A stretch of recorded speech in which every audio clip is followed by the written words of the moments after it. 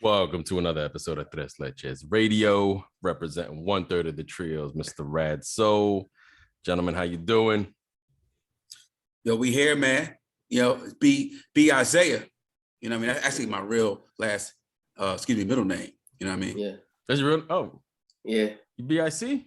BIC, like the pen, baby. And ho, ho, ho, Zoda God, Rainsmatic, what it do? Oh, snap. Yeah. Oh, yeah.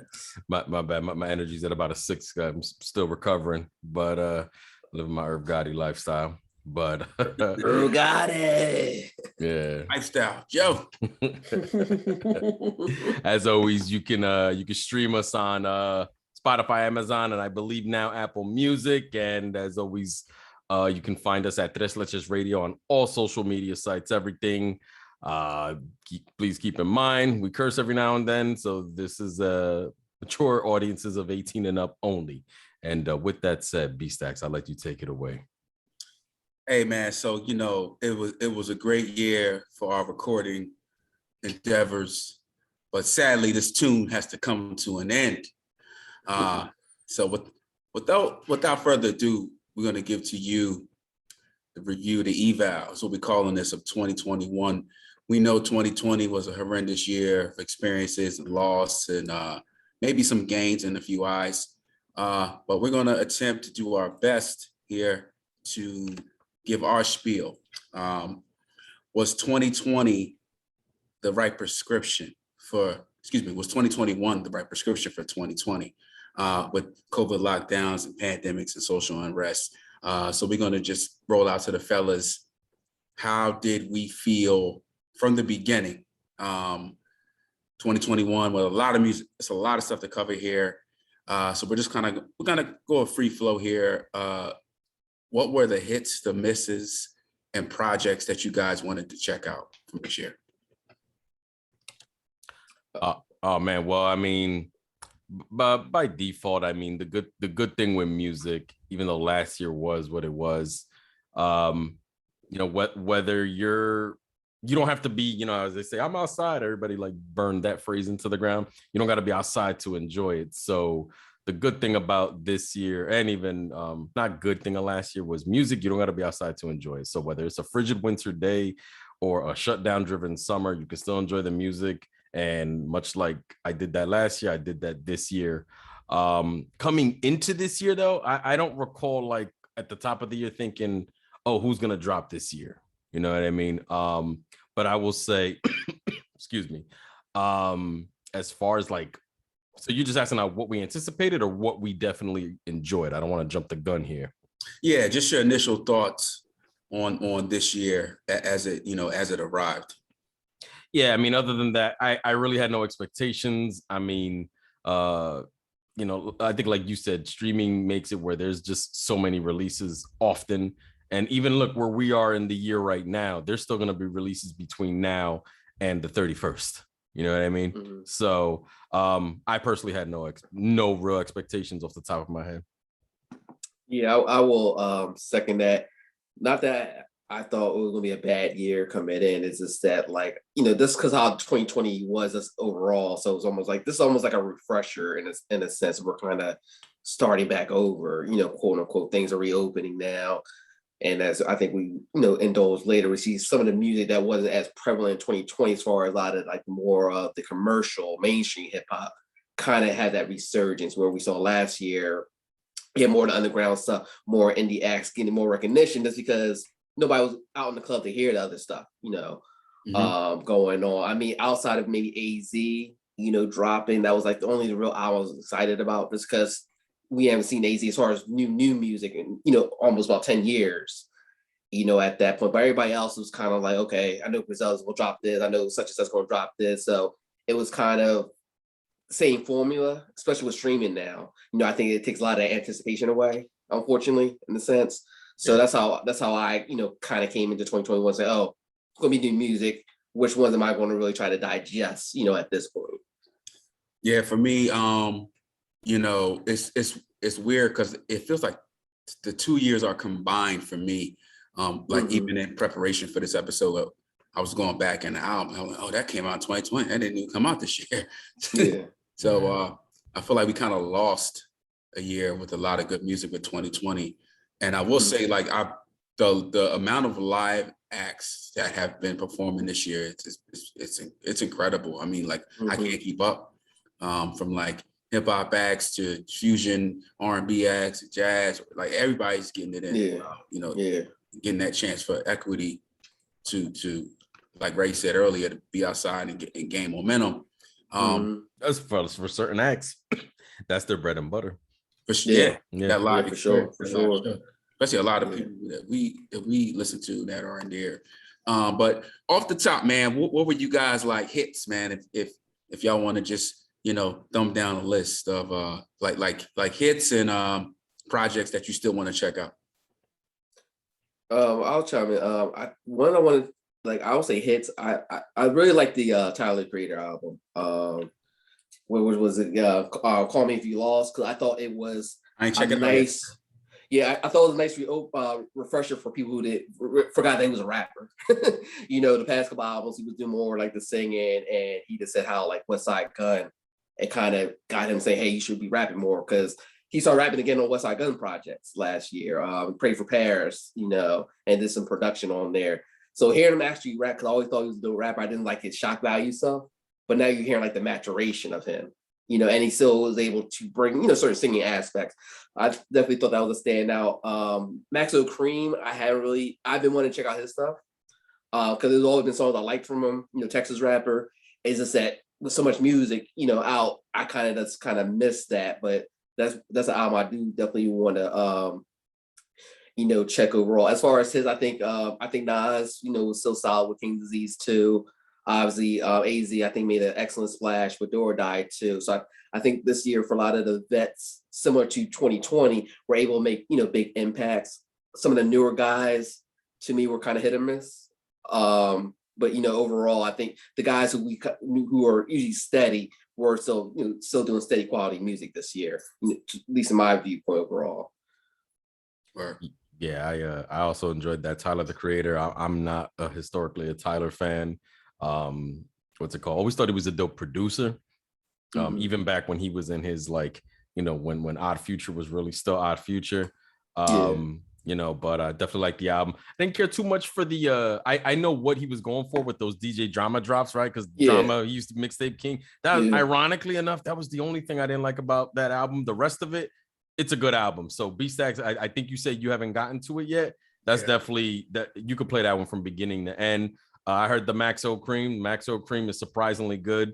For me, like that's usually like a territory I don't like spend too much time in, but he has a good project. It's not all just like street stuff. He's talking about like the loss of his brother on there. Like he gets into like, it's just good music. And it's like, I guess because he's one of the newer guys. There's a hunger there. So there's a little bit of it's a little refreshing.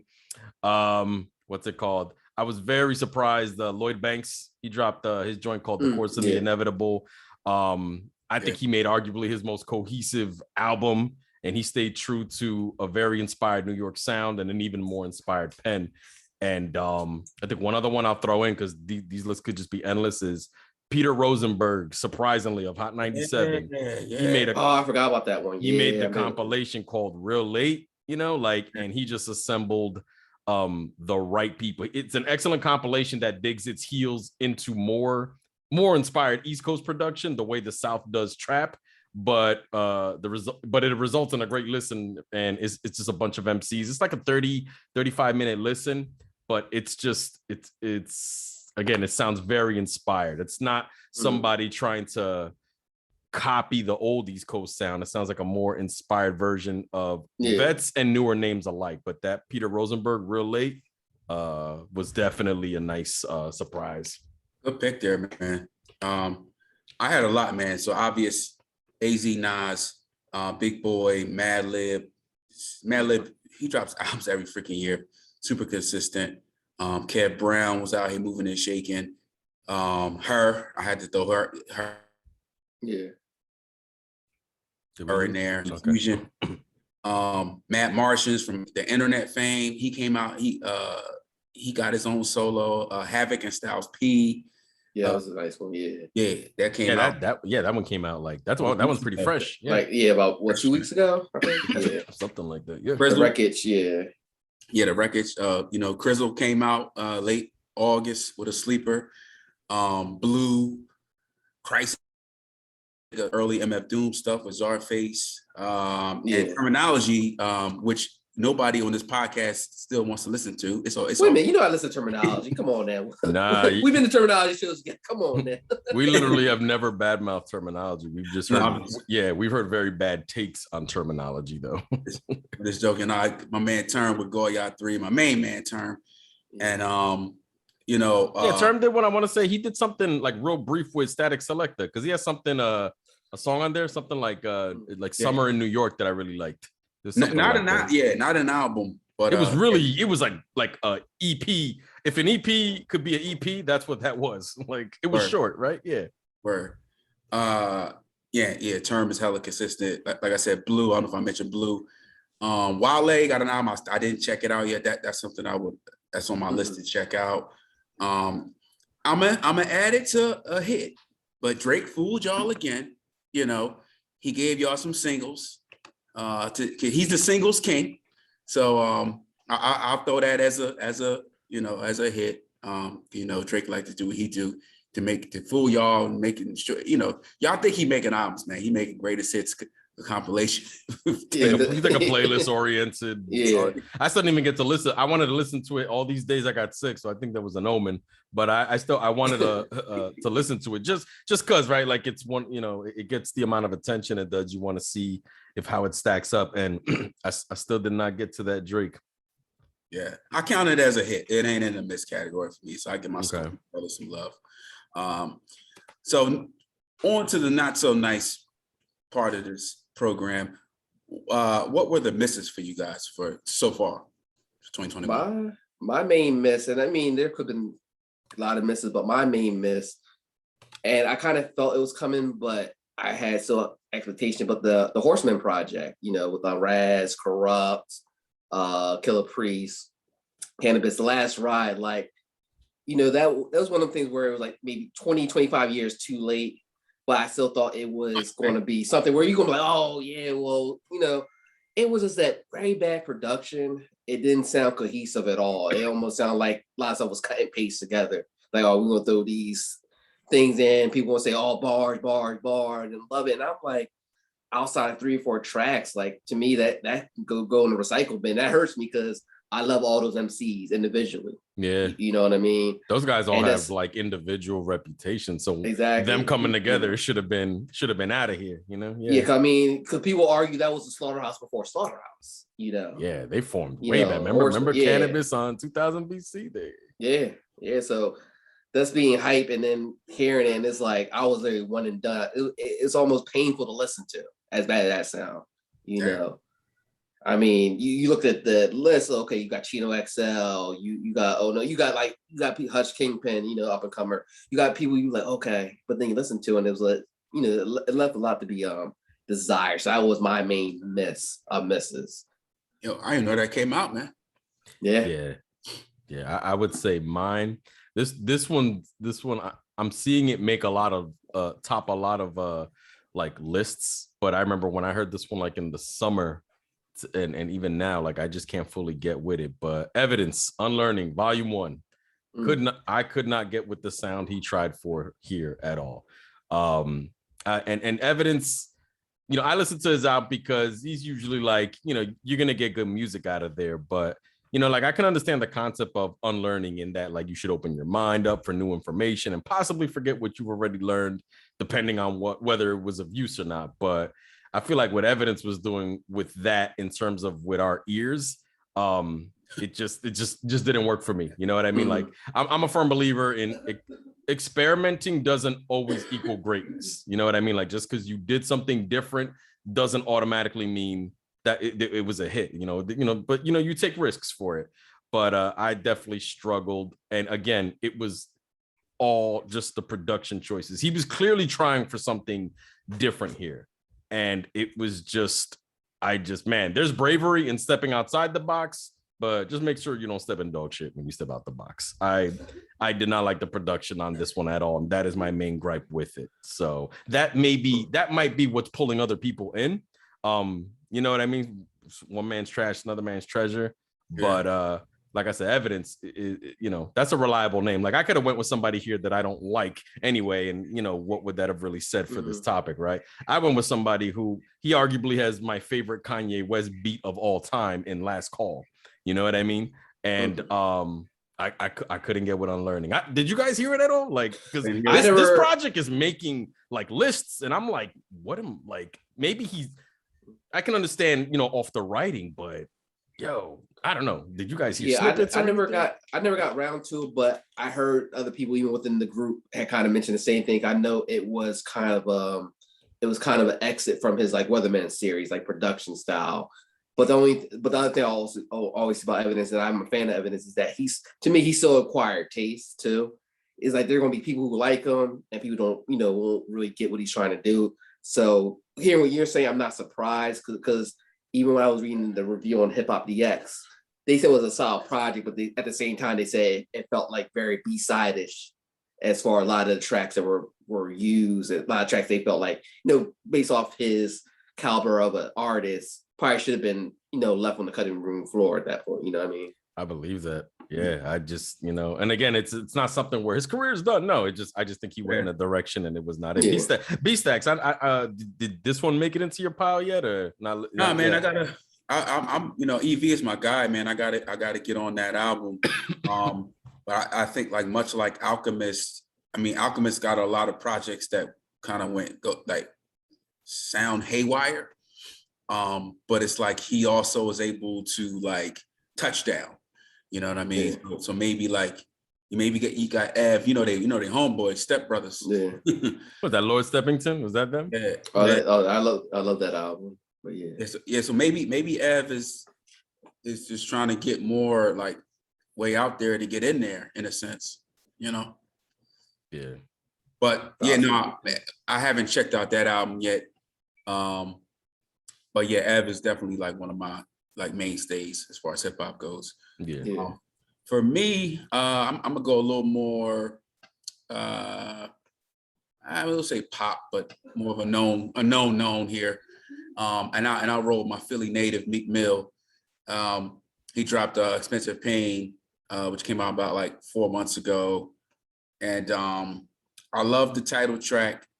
I love what he was like hitting at. I love the artwork. Meek is always going to give you that. If you know a Meek album, that track one is always that's a bar. Mr. Intro. Mr. Intro. Yeah. And I don't get the rest of the album. Like, you know what I mean? Like I literally like maybe like 3 songs, and it just seems like his growth got stunted, and like he's trying to sound like the Dirks. And the Little Babies and the Smoke Perps, and it's just like I see him changing his flow. And Meek has the ability to rap like anything he wants to, because he's that nice, he's that capable.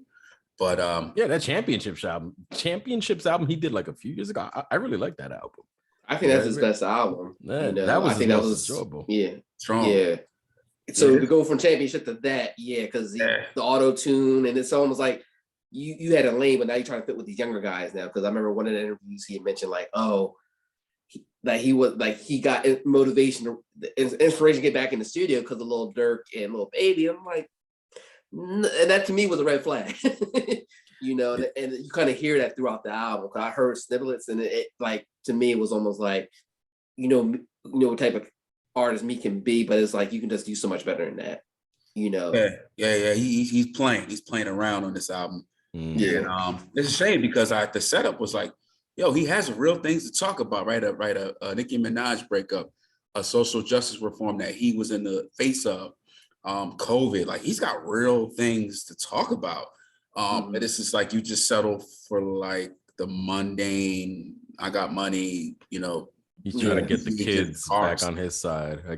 Like as the generation shifts, maybe he's trying to get the next batch of kids. You know what I mean? And that's not always the, not always the move. Sour Patch Kids. But All right, so we'll swing on, man. So with our our misses and our hits and our stuff that we want to check out. What was the sleeper project of the year? We're gonna actually tailor it down to one project for the fellas here and get everybody to get a decisive choice. Yo, let me tell you right now. Like, and I heard this one earlier in the year. I distinctly remember this day because I was shaving when I was hearing it, and I'm like hearing it on my phone, and I'm like, I need to hear this with my headphones on. Yo, Damu the Fudge Monk album's called Conversation Piece. Move the fudge. Yeah. This is a no skips EP. It has rapping with, you got features from Blue, Nitty Scott. You got Damu just flexing his production chops. Honestly, man, like I heard this, it was, I think it's about 9 tracks. It didn't miss at all. And I think like my proper intro to him was with Blue, because they did something like 2 years ago called Ground and Water, and that was an excellent project. Yeah. And I'll say that I liked that Ground and Water project with Blue more than the project Blue dropped this year. But like I'll save that for like a different segment. But this project right here that Damu the Fudge Monk did, yo, like I'm telling you guys, like on this podcast, like spin it. It's a no miss 9-track EP. The production is fresh, and it's got some of those songs where it's like you got verses, and then maybe like the last minute and a half, last 2 minutes, he lets you get the beat rides out. You know what I mean? Mm-hmm. So it was just it's something that I don't even know how I found this. That's why like it was perfect for my sleeper choice, because I barely found it. You were asleep. I was asleep. I was out cold. And but the thing is, I haven't seen this talked about anywhere. Like anywhere.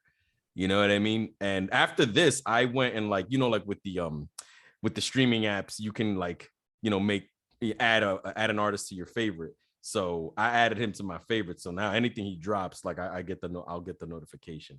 But Damu, I didn't know this came out. I heard Damu. Kind of. I must have found this the dumb luck. Seriously, I don't know how I found this. But yeah, my sleeper for the year, Damu the Fudge Monk album is called Conversation Piece. Okay. Well, I'm gonna go with somebody that we talked to in another podcast, but I'm going with my man Devin the Dude. Soulful Distance, like this man, like we always talk about people who like consistency, and like we will talk about like the Cool G raps, we'll talk about like the Busta Rhymes as far as like this album's versus like Devin to me doesn't really have a drop off at all, but at the same time everybody always misses his stuff when it comes out. You know what I mean? Like that's a phenomenal artist, and he's just so chill, and he's speaking on everyday stuff that we can relate to. You're not acting ultra gangster, you're not acting like I got all this cash. Like I'm 50 years old now. I'm still trying to make my money, but I gotta, have some social distance now, because COVID or whatever. And, and with him, he always has that light humor, but he's still a respectable lyricist. Like one of the standout cuts on there is track with him, Scarface and Slim Thug, you know what I mean?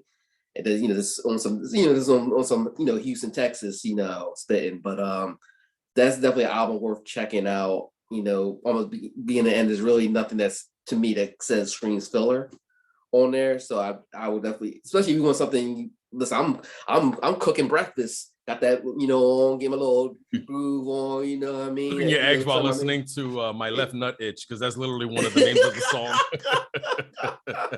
That project is fantastic, bro. That project is fantastic. But yeah, that was my sleeper, only because like a lot of people just overlook him so much in general. But phenomenal project.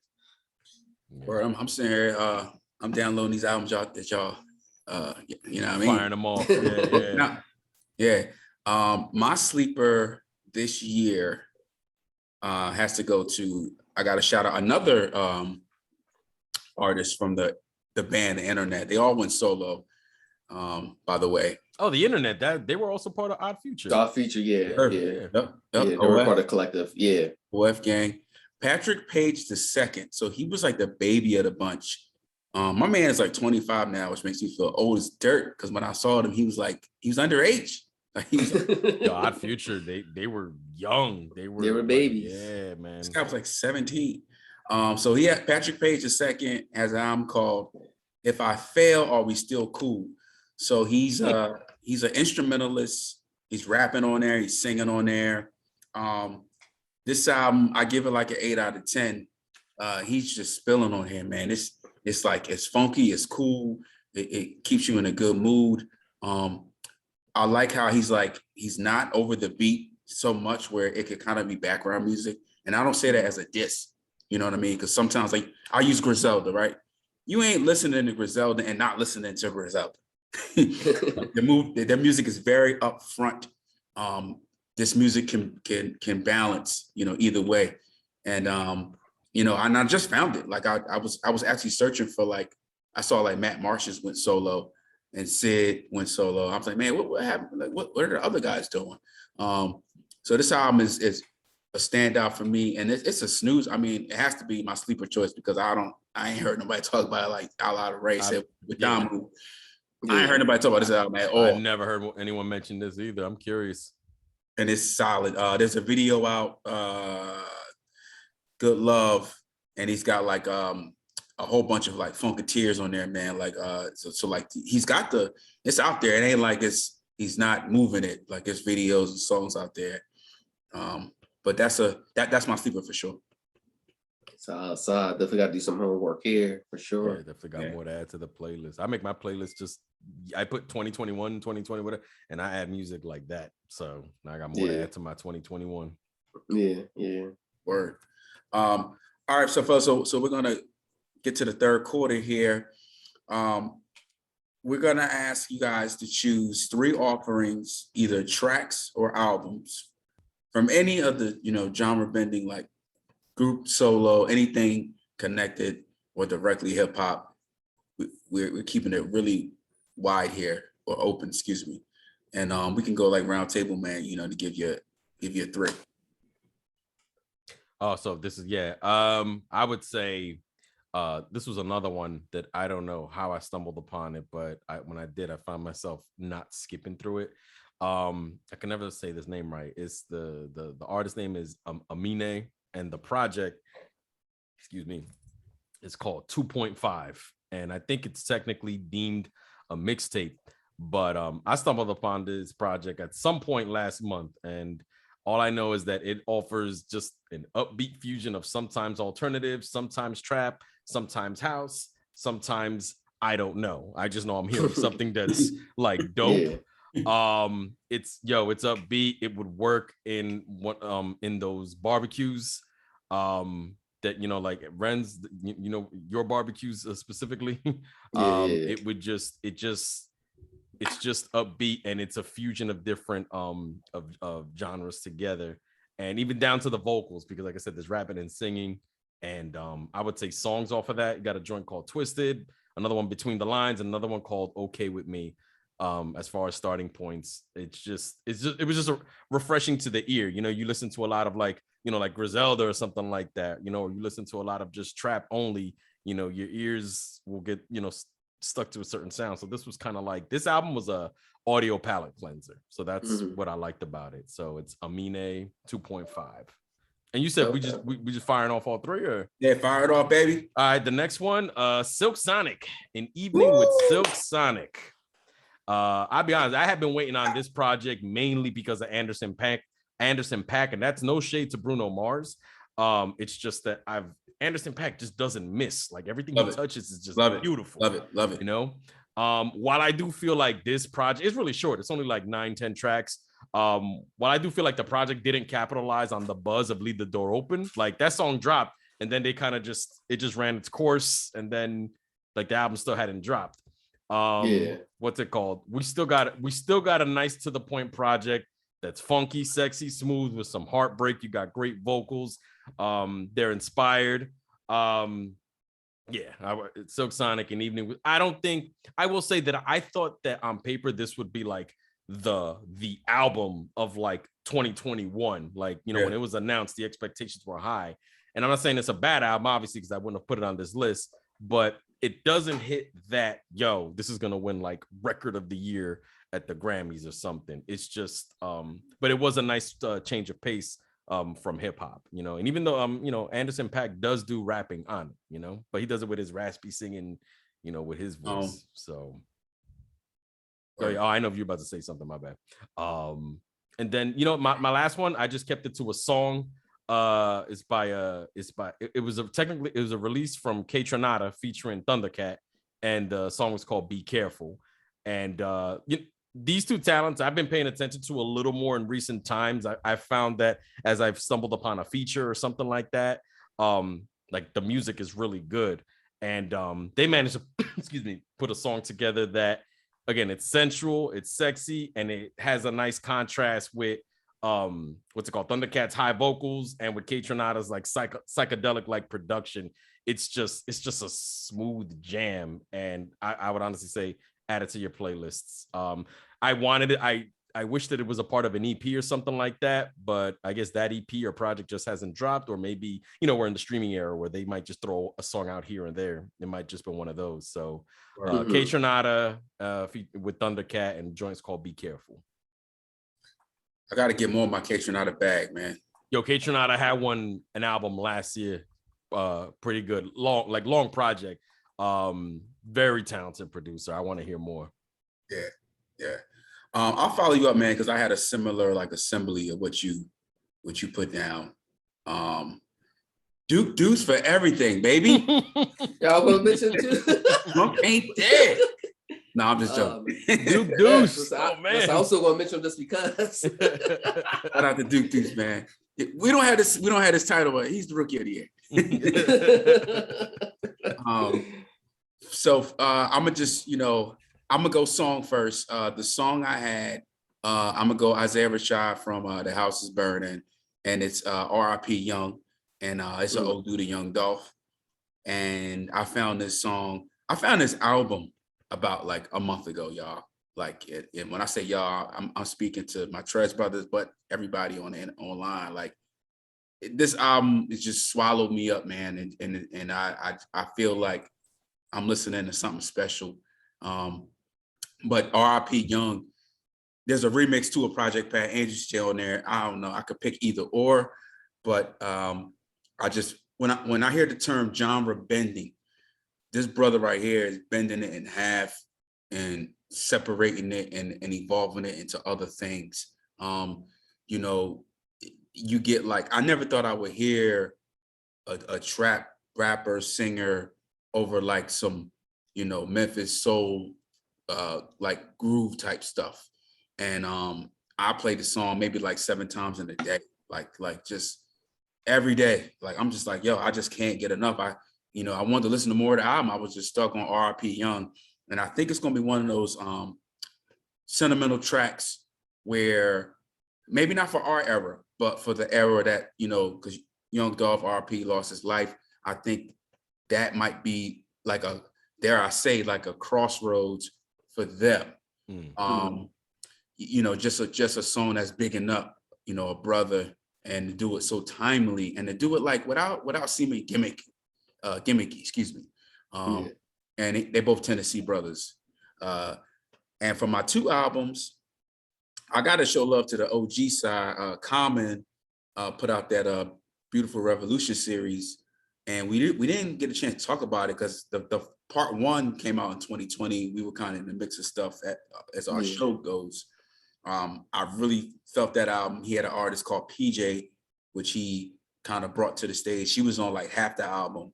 I want to hear more from her. I feel like she revived Common. And part 2 came out this year, 2021. So I kind of grouped that together as a series. I think Common is still fresh, still, relevant, still has something to say, still inspired. So, I definitely got to, if you haven't checked that out, check Common Sense out. The last thing you just said right now, like the Beautiful Revolution Part 2 that came out this year, I enjoyed that. And I meant to say before, when you talk about the Isaiah Rashad, the R.I.P. Young, that whole album, I like that album. I know you're saying songs from these albums. I just wanted to jump in and say, like, I like both these albums. Like, yeah. Word. And my last one, Adrian Young, man. My shout out to my man DJ Schiff, my man Sean Fish. This guy's got a musical mind like no other. Hit him up at DJ Schiff on Instagram. He put me on to this album, so all of us know, you know, my man Young, but he came out with a Jazz is Dead series, and yeah. it's phenomenal, bro. I mean, it's 3 parts. Ali Shaheed is on one, and then I believe the other 2, he has just like different like pragmatic, like jazz fusion pieces with other forms of hip hop. It is crazy, man. Like Adrian Young is on some other, and I mean, like if a lot of it is just instrumentation. He has like some rapping on there. He's got some singing on there, but sometimes I love when the project is purely music. You know, sometimes like, you know, you're letting your instruments sing. You know, you're letting your instruments rap. You know, I want to check that out because my intro to Adrian Young was the Ghostface. Yeah, the 12 Reasons to Die, and I like that project a lot. But you're saying he did something that sounds even more just like music based. But the reason why I mentioned the Ghostface is they released it. You could stream the instrumentals to that album. And I've done that. Like I like a good instrumental, and you know that's when you get to hear the pianos, the crispiness of the drums, and you know like all of that. So I want to hear that. You're saying that the project that you're talking about is called what? Jazz is Dead. That's just the series. Yep, it's a series. There's 3 parts, and to quote him, they said what was his inspiration. He was like to having just all instrumentation on that much of a project. He's like, man, my carpet is so clean, I didn't want nobody to walk on it. Nice. And then we look at Adrian Young too, like remember him and Ali Shah. He had the Midnight Express, Midnight Hour. Yeah. And that was phenomenal. We saw them at Johnny Brenda's. We actually got a photo with them. Yeah, 2018. And so and then you know we were talking about some of his production. We talked about the 12 Reasons. Also, the first Prime album was AG, which I felt like should have just stuck with him, you know, based on how Prime 2 came out sonically, you know, and everything. So that's definitely some solid picks. I guess for me, as far as like 3 genres, some of them you can question it, but I think they all kind of fit in. I think in which this came out, one of them that's been on my radar was the Big Boy Sleepy Brown, The Big Sleepover. That's a sexy time album. I heard it the other day. Yeah, I was listening. They had one goal in mind. My cardio earlier. You know? I was like, oh, Renzo was getting those extra hip thrusts in. Oh yeah. Oh yeah. So Big Ben not guilty. Oh man, but yeah, that's a dope album because I mean it's still very hip hop oriented album, but still got the R&B flavor for Sleep Brown. He even got a couple little solo ones in between, and like them guys just they don't age. Like you can put that album in any era and it will still sound fresh and relevant. That's a high musical acumen on that side of the booth, you know. Yeah, and that was a Borderline Sleep album to me just because that was so under the radar. I mean, they talked about it like we're gonna come out with it, but you're talking about for a couple of years, and then they just kind of just dropped it. Yeah, I know like the single. He has a single with Killer Mike that came out either earlier this year and then like you heard nothing. Like I think they even did a video, and then then you heard nothing about when the album's dropping, and then it arrived, and I was like, oh snap. So yeah, exactly, because they had like a title called The Big Sleepover, I think back in September. So now that's one thing. Okay, he's dropping in the fall, then you hear nothing, and boom, it just drops out of nowhere and stuff. So that was one of them. Another album, and I think this got little fanfare as well, and they could kind of fall in the sleeper album category. But Pharoah Mott's side project, The 13. Oh, that man, I saw that. Though, especially, and it kind of reminds me, especially with earlier, like old school Public Enemy, old school Run DMC, as far as a lot of the heavier rock elements in hip hop. So if you like the guitar riffs and all that, very prevalent, very socially conscious bass. Mach always gonna come with with that type of that type of theme throughout. But I thought that was a very solid project. It didn't sound forward. It didn't sound like one of them things like, oh, we're gonna just rap and add some little rock beats. Got all black band backing him and stuff. So that definitely an album worth checking out. As far as a song single, I'll go with Freddie Gibbs. He redid Winter in America. There was a group. It was actually off of EP, not off of his EP, but it's a group. I didn't listen to the whole thing, but it's a group called I just had it right on my screen too. me one moment here. Yeah. You said you It's from an EP. It's a compilation album called it's from the group called The Undefeated. It was Black History Always, Music for the Movement Volume 2. So they were just doing some spinoffs, but he actually did a spinoff of Winter America. And we're used to Gangsta Giz, being spinning gangster stuff, but like he has those elements, where he'll with more social content, and he'll do some little harmonizing, and I thought that was very refreshing. A nice little segue for people that's the trap Gangsta Gibbs or the Mad Lib version of Gangsta Gibbs. I always say he's one of them versatile artists that you can put him in any genre and he will know how. He's a chameleon to me. Like he can mold himself to any type of music sonically, and that's definitely a nice genre bending track to check out for sure. Word. Nice. Yeah. All right, man. So we'll swing into the fourth quarter here. We talked about a lot, but we haven't mentioned albums yet in its entirety. So let's circumvent your album of the year along with your artist of the year, and don't be compelled to choose one from the other, or separate it up. However y'all feel from this year. All right. I'll just keep going because I was already on a little flow. I saw you got a little coughs over there. Thank you, big man. Yeah. No problem. But artist of the year, I'm going with somebody who didn't even drop an album at all. And we saw some memes around. Ja Rule. But I'm going with Kiss Baby. And here's I'm gonna tell you why. Like he didn't have no album. Influence. Strictly influence, especially on the versus standpoint. Like he felt like the king. He felt is like the king of New York. I was gonna say Jada, but I'm glad you took that. Yeah, like to me, like he always said I'm top 5 dead or alive. Like he made a legit argument in 2021 for that. And not so much from his album, but from his Master of the Craft, Master of Ceremony. Like when we're looking at verses now, that's the barometer we're looking at. Is this going to be as good as Dipset and Lox? Not so much from Dipset, but from him, period. You know what I mean? Yes.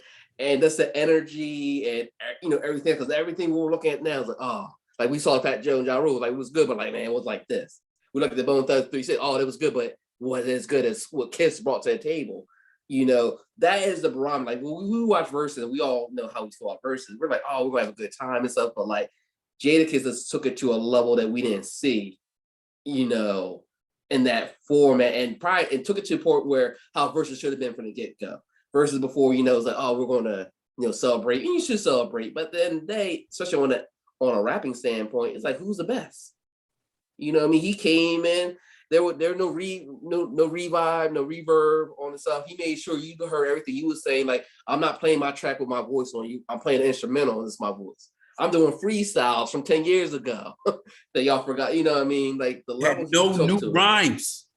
No new rhymes. No new rhymes. No albums. I mean, he had a couple of collabos here and there, but like to me, like it just stands for himself. And there's a lot of artists that you can say they could have that, but to me, that's for the culture aspect. That's for the influence aspect. Like the only thing he might have just fumbled on, he could have maybe came out of album, could have been a rush job or whatever. But this had that momentum, say, hey, you know what? I'm going to drop a surprise album. People would have just checked out this off the strength of the verses.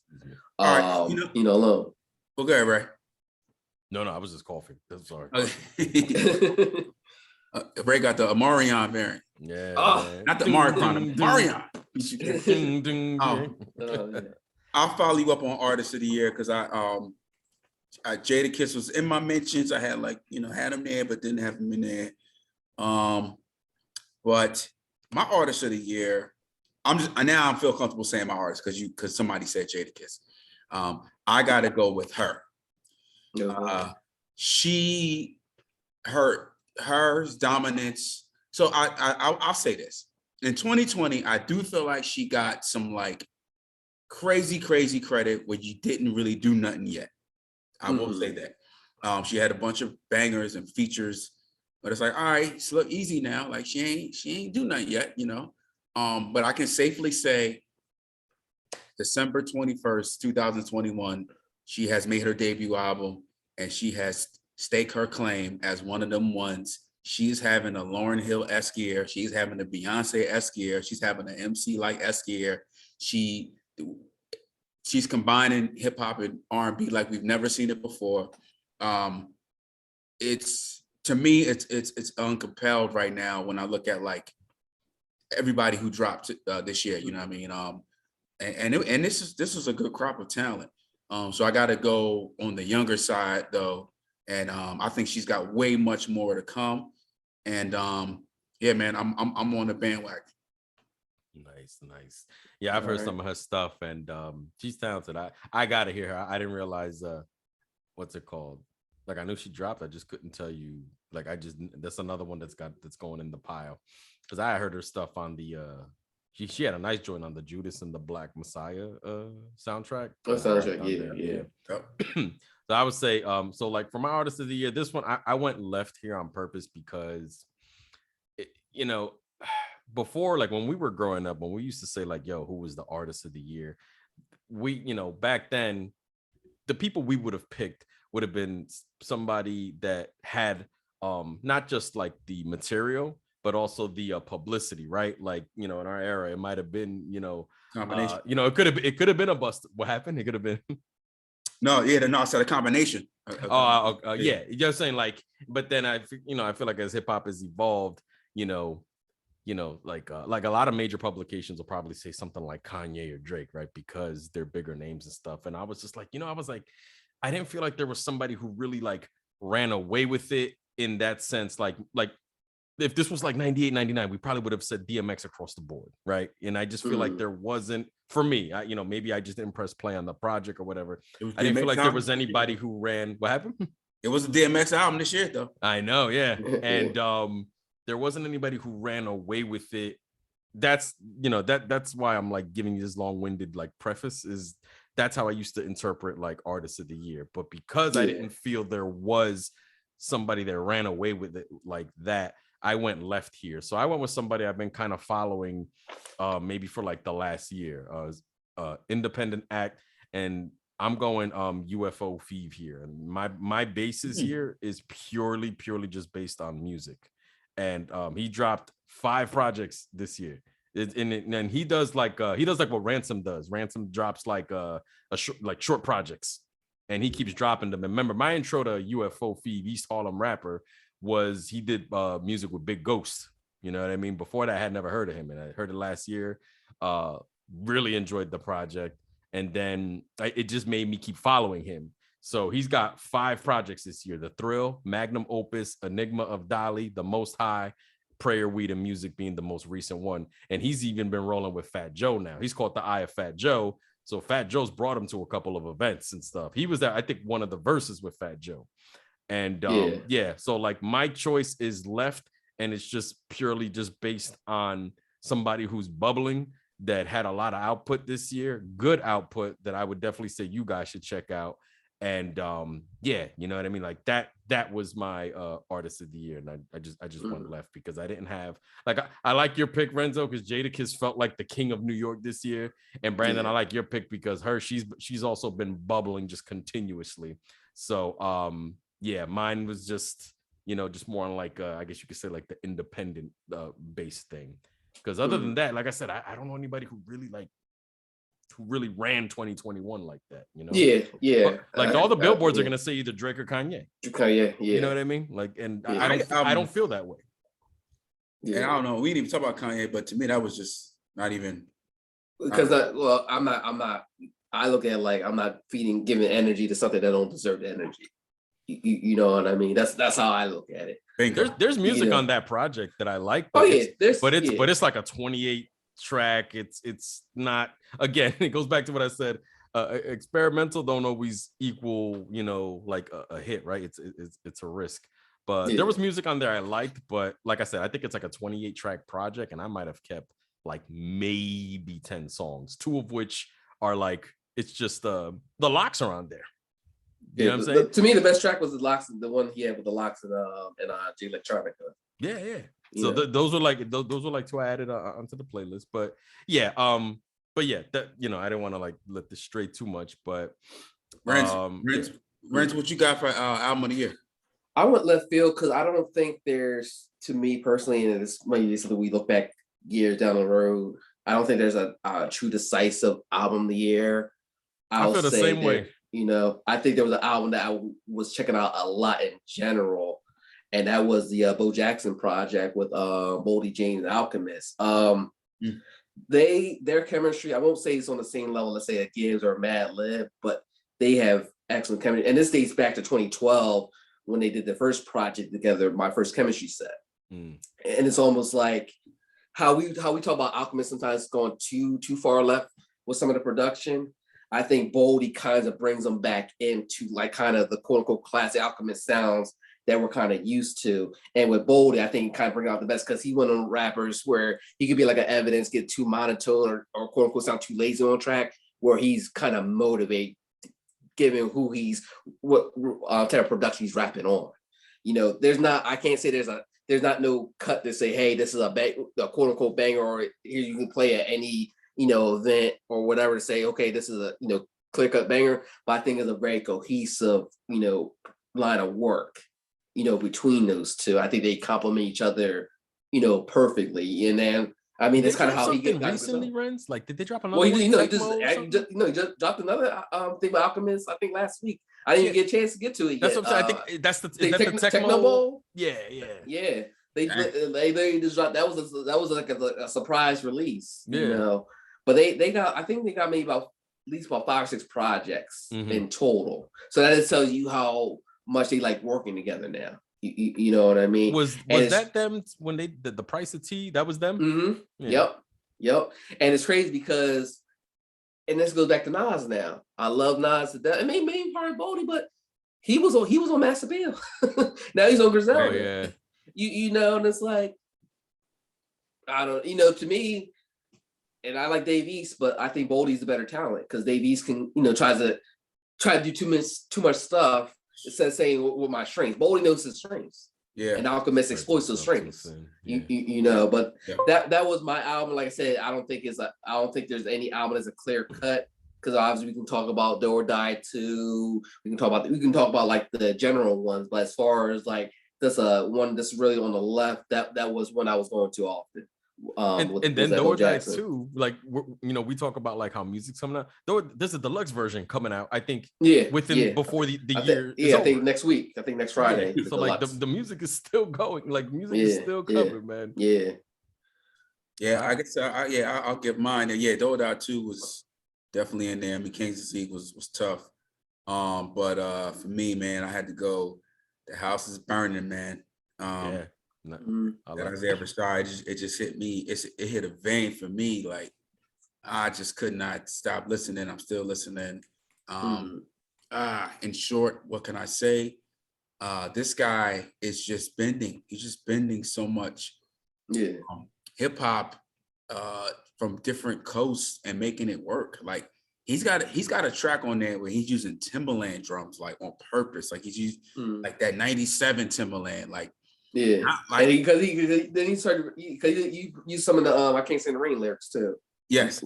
Yes. Mm-hmm. And he's doing it on purpose to see if people can catch it. Like, yo, you see what I'm doing here? And it sounds good, man. And I'll quote him.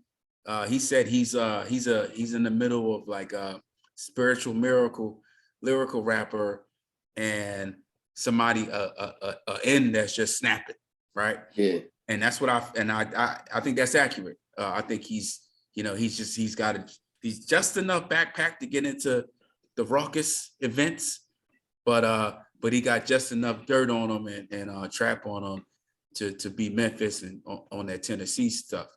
And it's beautiful to see, man. Like I didn't think we could get this type of like mixture in one artist when it comes to someone who can sing and rap and do their own beats, Yeah, so definitely like that album too. Yeah, it's a groove, man. It's a groove. And so both the albums like that you guys picked. What I like about both of them is that they feel evenly woven together. It doesn't feel like they're like sloppy collages of, you know, something sounds different producer here or different something here. There was one common like vision carried out, whether it was, you know, the Bo Jackson joint where it is one producer, or the Isaiah Rashad where I think you have more than one producer, but there was somebody clearly guiding the direction, like, yo, like this is how we're gonna do it. And yeah, I like both of those, man. I definitely like both of those. I think Renzo, you said it best. I like when I was thinking about this, I was just like, yo, I was like, there's albums I like. You know, we've pretty much said a bunch of albums that I've liked this year. I was like, but who like really ran away with it? That's where I kind of got stuck. So I got my answer here, but like, you know, like I think you can really change out any other albums. But I will say, I think the one that surprised me the most, even on into the end of this year, was, and I mentioned it earlier, is Lloyd Banks, The Course of the Inevitable. I just didn't think I would like it as much as I did. You know, when I first started hearing it earlier in the year, like I would hear it at the gym, and like I said, I like that it feels like such a New York album, and it's not in the boring sense. He's got like you know, he got with the right features. He's got with Ransom on there. He got Styles P on there. I think he got Vado. And he just he's you know, he sounds still hungry. And what's funny is I know he had his fallout with 50, but like this album is like better than like the last 3 50 Cent albums. You know what I mean? Like so I'm finding it funny, like the not the student, but like the sub artist musically, right? 50 Cent's doing this thing with TV, he's killing it, but like Lloyd Banks is like surpassing the guy that he was under, right? Lloyd Banks obviously never had the hits or whatever like that, but yeah, Course of the Inevitable is like I was saying, it's pure New York, it's pure East Coast, you know, and I recommend everybody to peep it. Lloyd Banks never been somebody to really take a bar off in between, and yeah, this one just really surprised me. You know, this came out like earlier in the year too. I think like first quarter. I think like March maybe. And I found myself just going back to it. Yo, those two unfinished GBAs I have a song on both, 2 different songs from the same album on one each. You know what I mean? Yeah. So it just felt like, you know, it could have been the beginning of a East Coast renaissance. That's how it felt. Yeah. Well, what I felt about the Banks album, and it might kind of make me think about his career as a whole. Like, yeah, he was within G Unit, but I never liked his fit within that, because he's a lyricist before anything. Like 50, you know, I made the hits and everything. How that album sounded like was how he sounded like on his mixtapes prior to his G Unit debut album. That's the feel I got from him, because, you know, I'm just an artist at this point. I'm not trying to, you know, hit you with this club bang. I'm not trying to do something out of my comfort zone. Because once he went out of his comfort zone, that's when I was like, you know, I can't really listen to this album, because it's not really who you are as a person. You know what I mean? Image to promote. You know, he had no label mandate. He Question. Yes. Did you guys? Because this is the art that we all, you know, favor here. Did y'all like Big Crit's album this year? Well, see, here's the thing. I thought that was more. I saw that, and, you know, I happened to listen to it a couple of weeks, like maybe about 2 months ago. But see, I was confused, because I think it was more like I don't think it was a like actual album. I think it was almost like the 12 for 12 series that he did, and because some of the songs on there were from previous quote unquote mixtapes. I thought it was good, but I didn't look at it as like a full new release, you know, per se. It sounded like some of the stuff he was doing prior to his last studio album. You know, Crit Is Here, when he had like the 3 little small EPs. Gotcha. That's why I didn't really mention it. You didn't even tailor it into an LP then. Yeah, this one. I thought it was more like, okay, I'm just gonna give y'all something. I didn't really look at it as a Crit official release album, you know, personally. That's like when Drake did I want to say like Care Package, where I think he just, you know, I don't want to say scraped together songs, but it just sounds like it's just, you know, I have a song here, I have a song there, let me just, you know, keep feeding the streets, like type of thing, you know. And I didn't think nothing from Crit, because you know how I feel about Crit especially, but I didn't look at it like, okay, this is a new album. It looks like, okay, like here are a couple little songs, I'm just gonna package it real quick, just keep y'all at bay. But I He didn't didn't like his really version of promote the it. Russ album. Yeah, because No, no, he when he didn't. drops like an album, he's usually like full Yeah. steam All ahead. You guns hear in. about it, Yeah, but yeah. I wanna hear that one because he's another one that I look forward to hearing music from. Well, you guys, I'm just before we get the question of the night here. Nobody said J. Cole. You know, I he like just that album. One of the more No, enjoyable off-season. Cole Yeah. albums. No, that was definitely a solid album. I just think like so much that we we can a discuss, lot. not It's a lot on the discuss. table. You know what I mean? But it wasn't a miss. Yeah, You know what I mean? It definitely wasn't a miss. I think that probably one is probably his best album since I thought it was definitely better KOD. You know, Yeah. I thought it was better. I think that might have been his best album since far as Hills, I would say. All right. So, question of the night: was 2021 the prescription for 2020? What's your grade of the night, fellas? I think I would I probably wouldn't go higher than a B plus, only because right now where I sit, like I said, like there was lots of music that I enjoyed, and then there's still more that I'm sifting through. And like, like we've said, like we don't do we don't try to rush listen, right? We actually try to listen to music, enjoy it, get replay value out of it. You know what I mean? Like, so but where I'm at right now, there wasn't anyone who really like just ran away with it, right? There's different people going to tell you different things. Some people are going to be like, yo, this was Cole's year, you know what I mean? Or yo, this was whoever's year. But I'm B plus in it because I think there was a lot of good music. And I'm also, I'm not gonna like, like I can't just I just can't give it an A just because what that means you didn't hear this. Nah. So it's B plus. I give it a B minus. I think, depending on how you perceive things, I think 2021 was more like, okay, it's going to be a bounce back year regardless as far as where people are normally used to as far as hip hop. Yeah.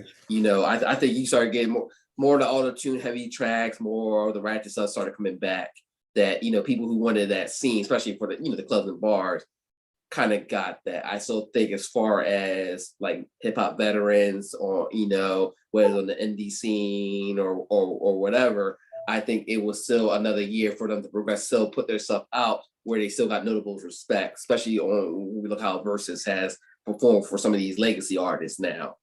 And everything. I don't think it's a bad year because there's definitely been bad years in hip hop. But it's just one of them things where if you're not looking for it, then you're not gonna be happy. The other music. It's just like, with streaming, there's just so much there to digest. Like Currency, like we didn't even talk about Currency. He dropped, I think, about 6 or 8 projects this year, and now we're, the project. So it's so much we had to still look through even into next year. But I think it was still a solid year overall. I don't think it was an A or anything like that. But I think a B minus is a good assessment. Yeah, I think I go B plus. Like Ray said, can't quite go A, because you don't have those hallmark, not yet at least. I don't feel like we have those hallmark staple, not enough, right? Not enough hallmark staple albums and artists that you're like, damn, when they came, they saw they conquered. Like I mentioned her, I mentioned Isaiah Rashad. You got Anderson .Paak, Bruno Mars grouping up but that wasn't really like the bomb it could have been. Mm-hmm. Drake and Kanye are the 2 stars here, and I don't think they really, put their best stuff out. So, yeah, so I think it's got to be a B plus. But to what Ren said, at this point, what we are in music is if it's out there, like it's out there, like you got to find it. You know what I mean? Yeah. And it definitely was there and available, like as opposed to 2020 where it wasn't available. Yeah, and just to jump in real quick, and we were talking about like that stand out. This would have been the year if Kendrick was going to drop something, would have been the opportunity to put, not saying you don't have a legacy, he's there, but just to say, hey, I run this. Like the game is waiting for him. And he had the opportunity. He had with Baby Keem or his cousin. He had the album. He was 2 tracks there. So the opening was there for him to really solidify himself as that generational artist. He already is, but to say without nobody doubting it. And to me, that was the biggest fumble of 2021 musically, that you had somebody of his stature, put something out there to the masses. I think for some people, it'll like a hymn. I'm not saying that I would like, that's what Cole is to some people. Like this, so that like they would, I prefer Kendrick's catalog to Cole, but I think that's the void that like J. Cole will kind of fill. But yeah, Kendrick, I'm all for people like taking time with music and stuff. But his break has felt a little bit too long and a little bit too early in his career. So I hope when he comes back, that he's still inspired. I know he's had a lot of life changes. I think he's a father now. But yeah, his breaks just been a little bit too long. Even Drake wound up dropping. Yeah, he can take the longest break ever he wants. I want to shout out. This is random here, but I want to shout out Justin Bieber, by the way. So he won a VMA this year for his album, and to your point, Renz, like there's a hole and there's a gap in the space so wide for dominance that you got Justin Bieber here. Like when he got the award, right? So if y'all peeping his game, everything is hip hop. His songs are hip hop. He's totally transitioned. So he got, they changed his award to pop, and he said that no, I use hip hop drums. I want to be labeled under a hip hop act. So I give him some cultural appropriation respect there. But at the same time, it's like, damn, y'all, Justin Bieber saying like, label me hip hop. Where are we at, hip hop? Well, because hip hop has long since been. There was nothing wrong with it going the commercial route, but then it went like too far. Like now it's just like anybody could get it. Anybody. Like that's what I'm saying. Like any street. Yeah, and that's why Deuce came out and let you know that Crunk ain't dead. Listen, our savior. Listen, he could have been a runner-up. That's off. I know you didn't really care for it on verses, but that made me say, "Who the hell is this guy?" And then I'm seeing this dude and like his energy. I love his energy. Yeah, dude, 2022 might be. Yeah, that could be his year, right? Deuce said it was his time. I'm gonna be on the lookout. Deuce. He's definitely a 3-6 bloodline for sure. For sure. All right, man. So you ugly mother, y'all can check us on all streaming platforms, man. Shout out to Busy Bo. Oh yes. Bow, bow, bow, bow. Denounce the devil or else. Yes. We don't know what we got in store for next year, but we're gonna take our breaks and mental health and relax and pop champagne and live like Irv Gotti, baby. Yeah, for sure. Once I get back. Man, always a pleasure, fellas. Always a pleasure. Likewise. All right, and with that said, Tres Leches wishes y'all happy holidays, Merry Christmas, and Happy New Year. We will catch y'all in 2022.